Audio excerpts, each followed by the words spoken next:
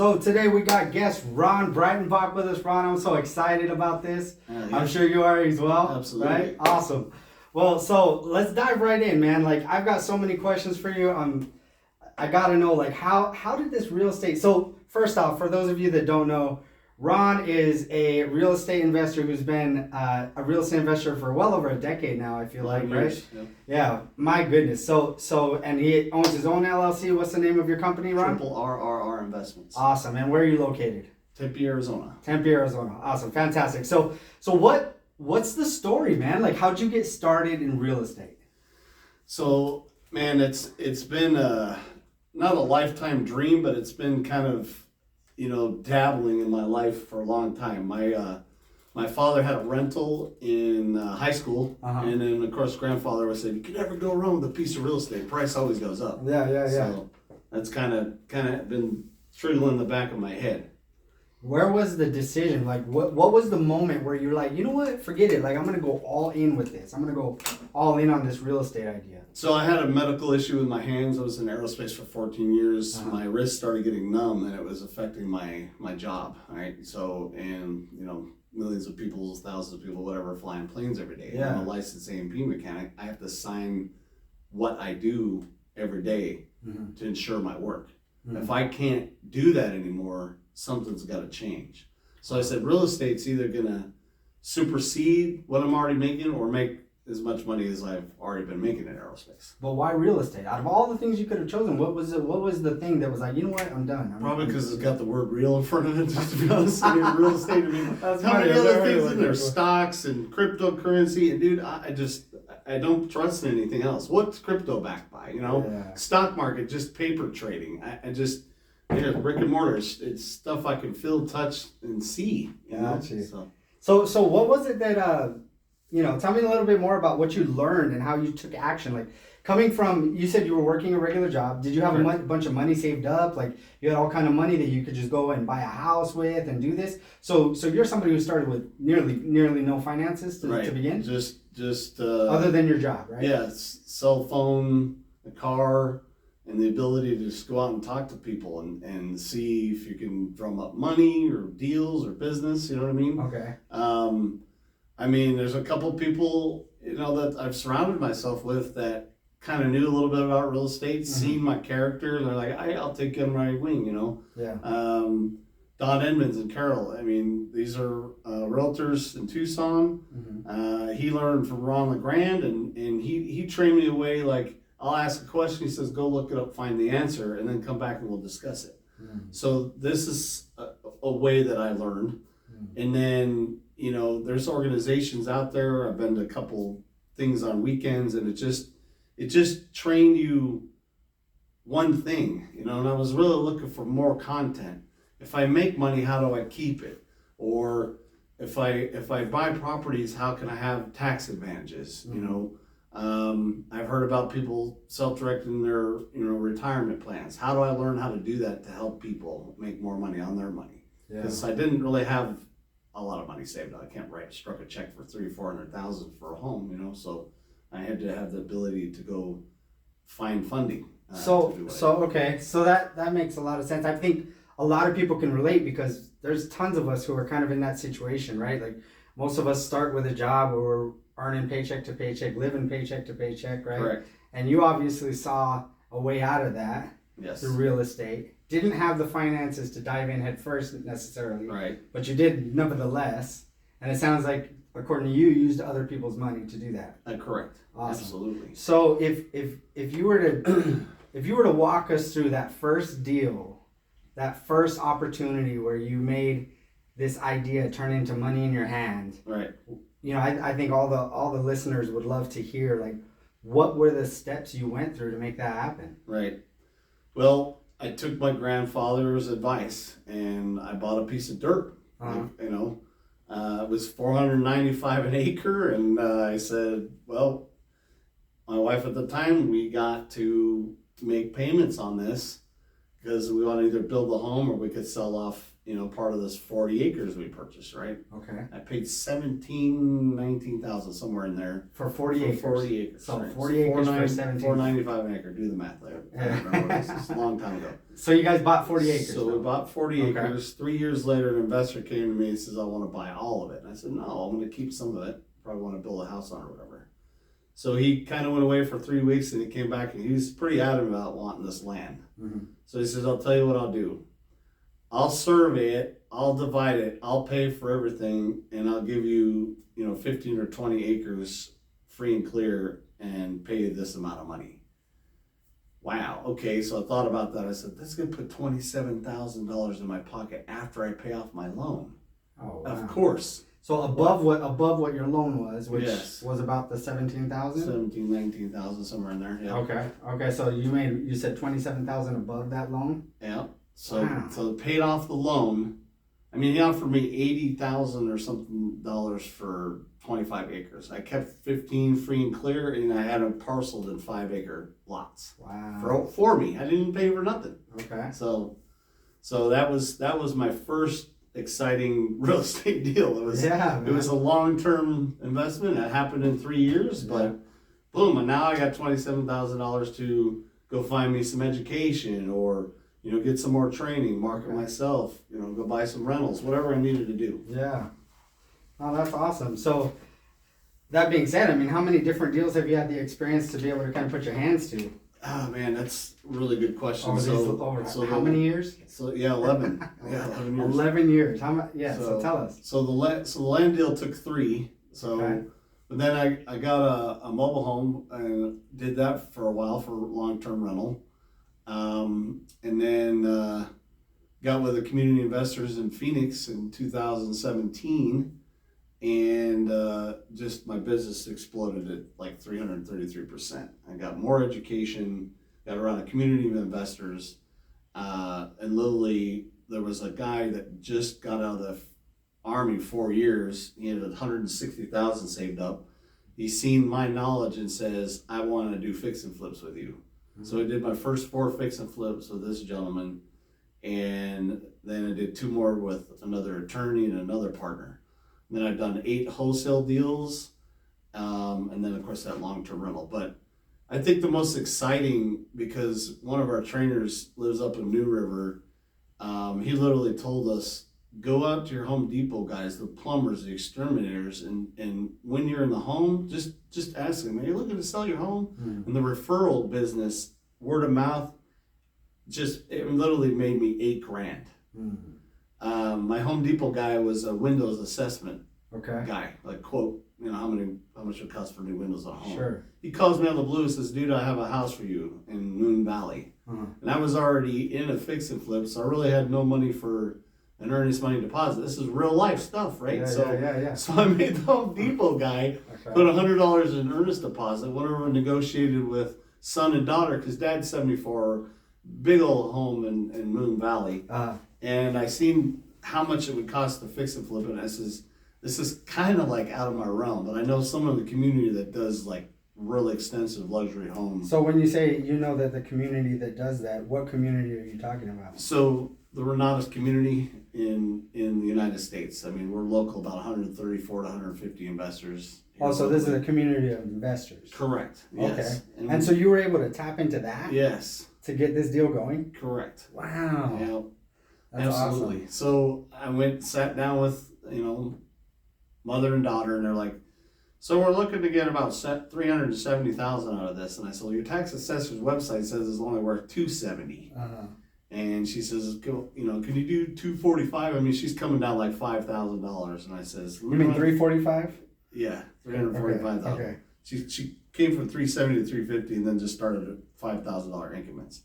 So the exciting part was, look, I ran some numbers. The tax assessor's website says here, after repair value is this amount, but this thing's super dated. I have to put $90,000 to $100,000 in this house to bring it up to thing. I mean, it's a 70s house that it still looks like it's 1970s. Gotcha. So she settled on $315,000. Okay. And literally within 1 hour, she had a realtor come with another offer of $350,000 the next day. So when you hear the old saying, a day late and a dollar short. I wasn't on this one. That's So awesome. I got man. it, dude, That's and awesome. then literally wholesaled this property for $8,000 Wow. for an hour and a half worth of work. Okay. That's it. Okay. No, that's fantastic. So, there was so much in what you just said, like particularly the fact that, so if I follow this right, you started with a raw land deal, Yes. right? There was no property, it was just raw land. Raw land. Then mobile home stuff, Yep. right? Mhm. Was that a fix and flip or buy and hold? What was that? So long-term rental. That was a long-term rental. Yeah. Then you went into fix and flips. Correct. Then you went into wholesale. Correct. So like you've got all these different avenues in real estate that you've learned Correct. over time. Yes. I have to ask you, dude, like of all the different ways to make real money in real estate, like do you have a favorite? Or are you still doing multiple different strategy? I mean, I'm sure it's good to do multiple strategies, but what's your bread and butter, man? Right. Bread and butter is definitely wholesaling. It's my favorite. It's super less time to do anything.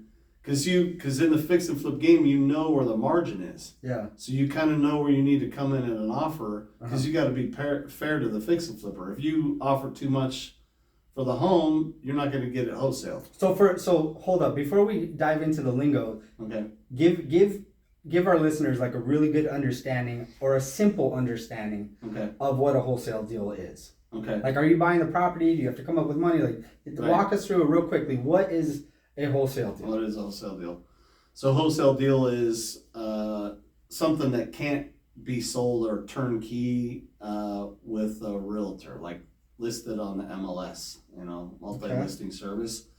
The agent's going to know if I list it, it's going to have to go up as like a handyman special, Okay. right? All right. And it needs work, like, extensive. So basically, it's a house that needs work. needs work. Okay. Exactly. All right. So you go in there, you talk to the owners, and you say, what do you want out of the house, or why are you selling? Just kind of doing that, and then you know exactly what kind of per square foot on average it would cost you to fix it up yourself.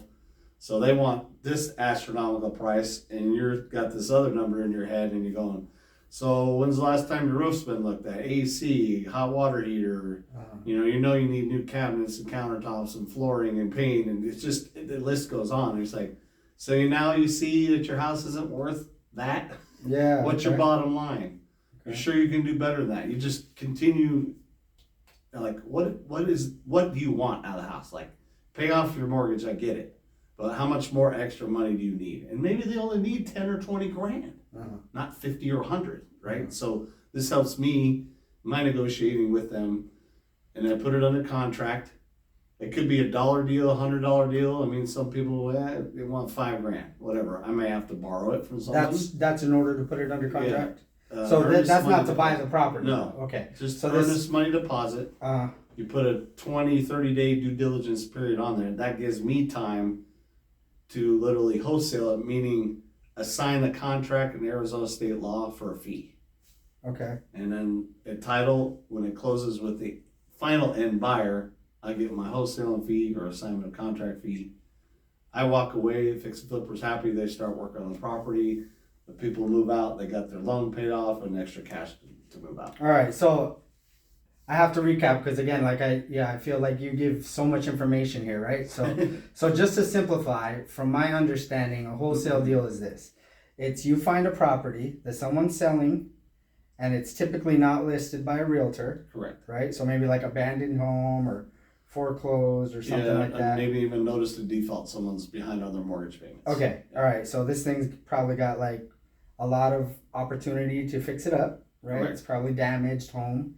You go to this owner and you give them an offer for a contract for a window of time of anywhere between 30 days? 20 to 30 days. 20 to 30 days. And in that 20, 30 days, you're telling them that you're going to go ahead and make sure that you assess the value and find a investor to invest. Do you tell them that? Yeah, I tell them that I'm going to go find some investor partners to fix and flip it. Okay. Right? So, not really lying to them because You know, it may be a house that I do want to fix and flip, or just fix and turn into an Airbnb. You make it a short term. But in terms of the wholesale, you're not Yeah. looking to do that part, I right? You're am you're not. flipping that to the person who does want to do that. Wants to do that. Okay, gotcha. But I'm prospecting homes for my personal portfolio as well. Sure. Doing that, you know? But this is a way to basically make some money without even getting your feet wet in the deal. Correct. Is what I'm hearing, Yeah. right? So basically, you're finding these houses, letting the owner know that you're interested in for a pre-negotiated price, Correct. and then you take that pre-negotiated price, you add your what, $5,000-$10,000 finder's fee to that, Correct. and then you take that to the investor, Correct. who has the finances to go ahead and pay for the pre-negotiated price plus your fee. Absolutely. You flip the deal to them, and then you walk away clean and clear with your $5,000 to $10,000. Yep. For basically being a matchmaker.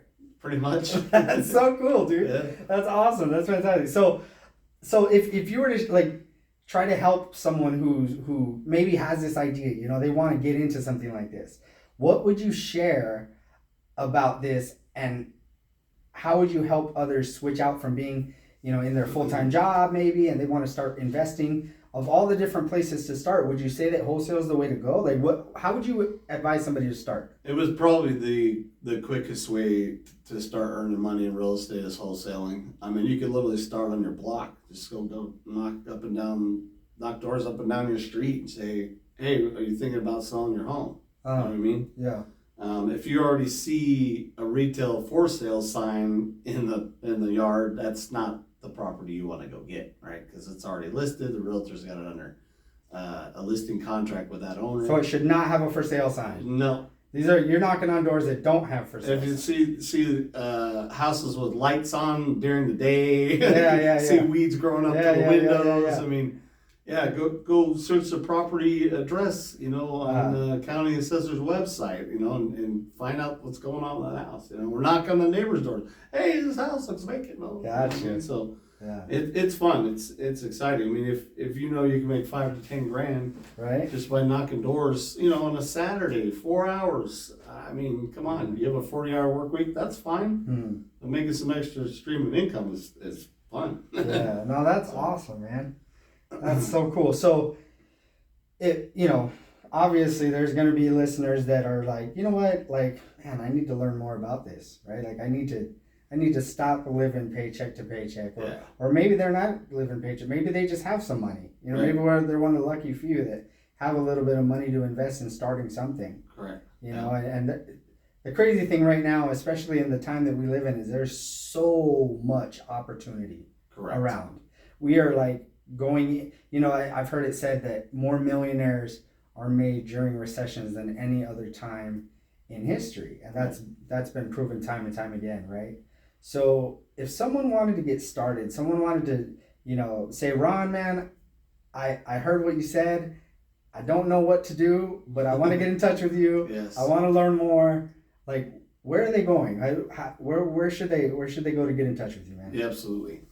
So I've got a little link they can reach out to me. It's rrr.we-do-realestate.com. rrr.we.do